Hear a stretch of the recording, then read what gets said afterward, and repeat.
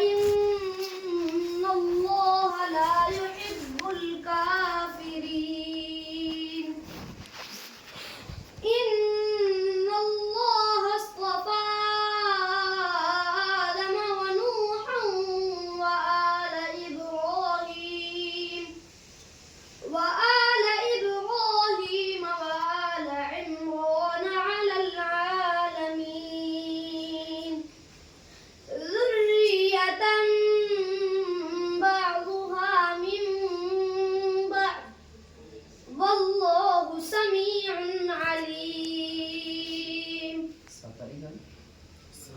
إذ قالت امرأة عمران رب إني نذرت لك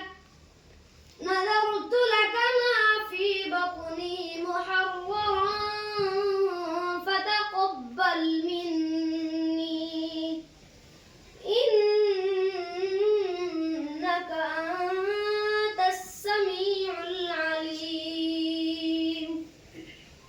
فلما وضعتها قالت رب إني وضعتها أنثى